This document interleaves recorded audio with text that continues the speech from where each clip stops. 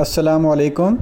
इस वीडियो में हम आपको बताएंगे कि इस्लाम वन ऐप में तफसीर का मुताला करते हुए आप किसी भी आयत की तफसीर कैसे तब्दील कर सकते हैं। मसलन हम सूरह फातिहा ओपन करते हैं और इसमें भी आप देख रहे हैं कि तफसीर इब्न कसीर जो है वो सिलेक्टेड है और हम चाहते हैं कि हम कोई दूसरी तफसीर जो है वो इसके लिए पढ़ें। तो इसके लिए दो तरीक़ेकार हैं। एक तो ये है कि आप सेटिंग में आएंगे और सेटिंग में आपके जो नीचे आपको सेकंड रो पे आपको तफसीर का एक ड्रॉप डाउन नज़र आ रहा होगा। अगर आप चेंज करना चाहते हैं तो आप इसमें से जो भी सिलेक्ट करेंगे तो वो अब तफसीर आपको वहाँ पे दिखना शुरू हो जाएगी।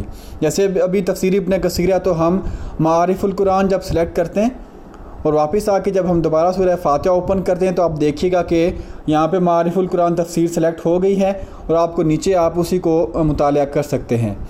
और दूसरा तरीका तफसीर तब्दील करने का यह है कि आप इसी स्क्रीन पे रहते हुए भी इस तफसीर को तब्दील कर सकते हैं। इस मकसद के लिए हमने ऊपर यहाँ पे टॉप बार के ऊपर जो आपको ये 3 लाइंस वाला आइकन नज़र आ रहा होगा दरमियान में, इसके ऊपर जब आप टच करेंगे तो जितनी भी तफसीर आप इस ऐप में अवेलेबल है उसकी एक फ़हरिस्त आपको यहाँ पे नज़र आ रही होगी। इसमें से आप जो भी सिलेक्ट करेंगे वो फ़ौरन वहाँ पे सिलेक्ट हो जाएगी, आप उसी का वहाँ पे मुताला कर सकते हैं। जैसे अभी मारिफुल कुरान सेलेक्टेड है और आप चाहते हैं कि आप तफ़हीमुल कुरान सेलेक्ट करें तो आप लिस्ट में से वो सेलेक्ट करेंगे और आप देखेंगे कि उसी तरह तफसीर उस आयत की चेंज हो गई है।